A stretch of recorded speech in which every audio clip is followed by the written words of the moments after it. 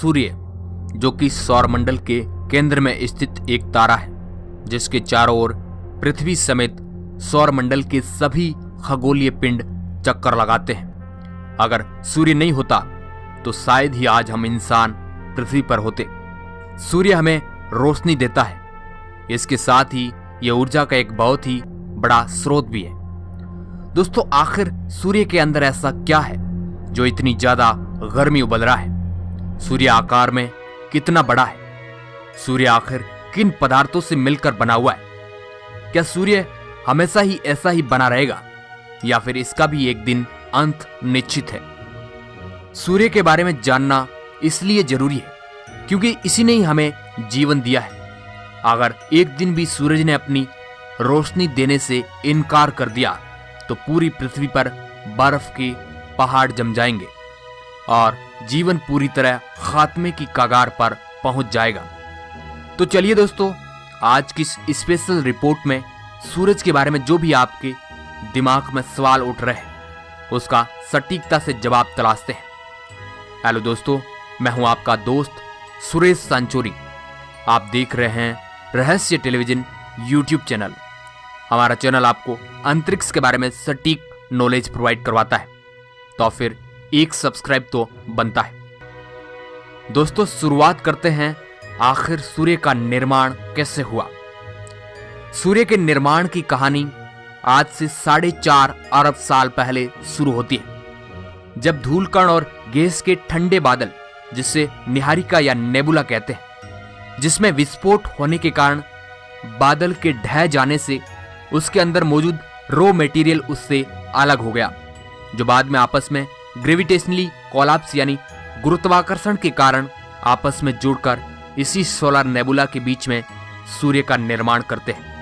यह ठीक वैसा ही हो रहा था जैसा किसी तारे का निर्माण होता है, और बाकी के मटेरियल ने सूर्य के चारों ओर चक्कर लगाते हुए ग्रहों का निर्माण किया। लेकिन दोस्तों, आखिर सूर्य के अंदर ऐसा क्या है जो इतना गर्म है? इसका कारण यह है कि सूर्य मुख्य रूप से हाइड्रोजन और कुछ मात्रा में हीलियम गैसों से बना है। इसके साथ ही ऑक्सीजन, कार्बन, लोहा और नियोन भी मौजूद है। सूर्य के केंद्र में एक विशाल दबाव है और इसके बड़े आकार के कारण बहुत ही बड़ा गुरुत्वाकर्षण बल है। जब सूर्य की उत्पत्ति हुई तब यह दबाव एक बड़ी मात्रा की ऊष्मा का कारण बना और हाइड्रोजन ने जलना शुरू कर दिया। हाइड्रोजन का जलना एक न्यूक्लियर रिएक्शन है। इस कारण यह क्रिया फ्यूजन रिएक्शन कहलाई, क्योंकि इस प्रक्रिया में हाइड्रोजन के नाभिक आपस में संलयित होते हैं और इसके बनने के कारण ही हीलियम गैस का निर्माण हुआ। इस प्रक्रिया में ऊष्मा, प्रकाश और विकिरण यानी रेडिएशन के रूप में ऊर्जा की एक बड़ी भारी मात्रा निकलती है। यही वजह है कि सूर्य हमें चमकता नजर आता है। इस क्रिया को होने में हर सेकंड 7 करोड़ टन हाइड्रोजन जलती है, और इस कदर जलने के बावजूद भी सूर्य में अभी भी इतनी हाइड्रोजन मौजूद है कि वह अगले 5 अरब सालों तक इसी प्रकार जगमगाता रहेगा। इसी हाइड्रोजन के जलने से पैदा हुई ऊष्मा की वजह से ही सूर्य इतना गर्म है। सूर्य के बाहरी सतह का तापमान लगभग 5500 डिग्री सेल्सियस के करीब है, जबकि इसकी अंदरूनी भाग का तापमान लगभग 1 करोड़ 40 लाख डिग्री सेल्सियस है, जो कि अनुमानित है। सूर्य के केंद्र में जो ऊर्जा पैदा होती है उसे इसके बाहरी सतह पर आने के लिए 5 करोड़ साल लग जाते हैं। है ना रोचक बात? वही अगर सूर्य के आकार की बात की जाए तो सौरमंडल के कुल वजन में 99.24% वजन अकेले सूर्य का है। इसका व्यास 13,92,000 किलोमीटर है। दोस्तों, पृथ्वी से सूर्य 10 लाख गुना बड़ा है। इसका आकार इतना बड़ा है कि इसके अंदर 13 लाख पृथ्वी आराम से सेट हो सकती है। सूर्य का गुरुत्वाकर्षण पृथ्वी के मुकाबले 28 गुना ज्यादा है। अगर आपका वजन पृथ्वी पर 60 किलो है तो सूरज पर आपका वजन 1680 किलो हो जाएगा। इसके धरातल पर उतरने के बाद 648 किलोमीटर प्रति सेकंड की दर से उड़कर बाहर आना होगा, अन्यथा हम इसके वायुमंडल से बाहर नहीं निकल सकेंगे। सूर्य के गुरुत्वाकर्षण का अंदाजा आप इस बात से भी लगा सकते हैं कि करीब 6 अरब किलोमीटर दूर स्थित प्लूटो को भी सूर्य अपने चारों ओर घूमने को मजबूर कर रहा है। जिस प्रकार हमारी पृथ्वी ठोस मटेरियल से बनी हुई है, उस प्रकार सूरज ठोस मटेरियल से नहीं बना हुआ है, बल्कि यह गैसों से मिलकर बना हुआ है। सूरज के अंदर के भाग का दबाव पृथ्वी के वायुमंडल के दबाव से 340 अरब गुना ज्यादा है। वही अगर अंदरूनी भाग की घनता की बात की जाए तो वह धरती पर मौजूद पानी की घनता से 150 गुना ज्यादा है। दोस्तों, सूर्य पृथ्वी और अन्य ग्रहों से बहुत ही अलग है। वास्तव में देखा जाए तो वह एक तारा है, हमारी आकाश गंगा के 100 अरब तारों जैसा एक तारा। सूर्य G2 श्रेणी का तारा है, जो आकाश गंगा के 10% तारों में से एक है। आपने कभी सोचा होगा कि पृथ्वी सूर्य का चक्कर लगाती है, लेकिन क्या सूर्य भी किसी का चक्कर लगाता है? दोस्तों, जैसे सौरमंडल के ग्रह सूर्य का चक्कर लगाते हैं, वैसे ही सूर्य भी हमारी पृथ्वी सहित पूरे सौरमंडल को लेकर हमारी आकाश गंगा के केंद्र की परिक्रमा कर रहा है, और इस परिक्रमा की समय अवधि 25 करोड़ वर्ष है। सूर्य की उत्पत्ति से लेकर अब तक इसने आकाश गंगा के केवल 20 ही चक्कर काटे हैं। और जैसे हमारी पृथ्वी अपनी धुरी पर एक चक्कर 24 घंटे के अंतराल में पूरा करती है, वैसे ही सूरज को अपनी धुरी पर एक चक्कर पूरा करने में करीब 25 दिन लग जाते हैं। सूर्य भारी मात्रा में सौर वायु उत्पन्न करता है, जिसमें इलेक्ट्रॉन और प्रोटॉन जैसे कण होते हैं। इन सौर वायु की गति लगभग 450 किलोमीटर प्रति सेकंड होती है, और यह इतनी प्रभावी होती है कि सूर्य के ताकतवर गुरुत्वाकर्षण क्षेत्र से भी बाहर निकल जाती है। धरती जैसे शक्तिशाली चुंबकीय क्षेत्रों वाले ग्रह ऐसे कणों को धरती तक पहुंचने से पहले ही मोड़ देते हैं। प्रकाश कणों, फोटोन और सौर पवनों के रूप में उत्सर्जन से सूर्य प्रति सेकंड अपने भार में 50 लाख टन कम हो रहा है। सूर्य लगभग पृथ्वी से 15 करोड़ किलोमीटर दूर है। सूर्य का प्रकाश पृथ्वी तक पहुंचने में 8.3 मिनट लग जाते हैं। वही सौरमंडल के आखिरी छोर पर स्थित प्लूटो पर सूरज का प्रकाश पहुंचने में 5 घंटे और 30 मिनट लग जाते हैं। सूर्य से पृथ्वी को प्राप्त होने वाली ऊर्जा सूर्य की कुल ऊर्जा का 2 अरबवां भाग है।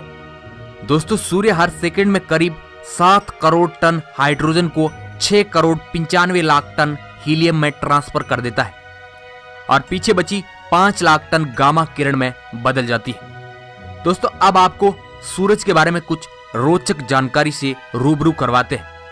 मान लो अपने सूरज से निकलने वाली 1 घंटे की गर्मी को सोलर पैनल के जरिए बिजली में कन्वर्ट कर देते हैं, तो यह इतनी ज्यादा ऊर्जा होगी कि इससे पूरी दुनिया की 1 साल की बिजली खपत को बचाया जा सकता है। अगर हम कल्पना करते हैं कि केवल 1 दिन के लिए सूरज अपना रोशनी देने से इनकार कर दे, तो पूरी धरती पर कुछ ही घंटों में बर्फ के पहाड़ों का ढेर लग जाएगा, और धरती का हाल उत्तरी व दक्षिणी ध्रुवों की तरह हो जाएगा। सूर्य के 1 वर्ग सेंटीमीटर के इलाके से जितनी ऊर्जा पैदा होती है, उस ऊर्जा से 100 वाट के 64 बल्ब आराम से जलाया जा सकता है। अगर कोई भी ऑब्जेक्ट सूर्य के 20,22,000 किलोमीटर के एरिया में आता है, तो सूरज उसे अपनी ओर खींचने में देर नहीं करता है। सूर्य का असल में रंग सफेद है, मगर वातावरण की वजह से पीला नजर आता है। लेकिन दोस्तों, क्या सूरज हमेशा ही इसी तरह रोशनी देता रहेगा, या फिर इसका भी एक दिन अंत होने वाला है? मगर दोस्तों, आपको जानकर हैरानी होगी कि एक दिन ऐसा आएगा कि सूरज का अस्तित्व ही खत्म हो जाएगा। जो जन्म लेता है उसकी मृत्यु निश्चित है, और यही इस ब्रह्मांड का नियम है। किसी भी तारे के जन्म लेने का समय करोड़ों सालों का होता है। एक तारा अरबों सालों तक अपना प्रकाश देता है, लेकिन एक दिन वो अपना प्रकाश खो बैठता है। उस तारे की ऊर्जा खत्म हो जाती है, और कई तारे तो ब्लैक होल बन जाते हैं। शून्य से शुरू हुआ सफर शून्य पर आकर खत्म हो जाता है। कुछ वैज्ञानिकों के अनुमान के हिसाब से 1.5 अरब वर्ष बाद सूर्य अब से 10% ज्यादा चमकने लगेगा, जिस कारण पृथ्वी का वायुमंडल और नमी पर दुष्प्रभाव पड़ेगा। आज से 5 अरब साल बाद सूर्य की चमक 40% बढ़ जाएगी। उससे होगा ये कि पृथ्वी पर मौजूद सारे महासागरों और नदियों का पानी जल वाष्प बनकर उड़ जाएगा, जबकि आज से 5 अरब 40 करोड़ साल बाद सूर्य में मौजूद हाइड्रोजन पूरी तरह से खत्म हो जाएगी और अब ये अपने हीलियम गैस और आगे अपने आधार को ही जलाने लगेगा और सूर्य खात्मे की ओर रवाना हो जाएगा।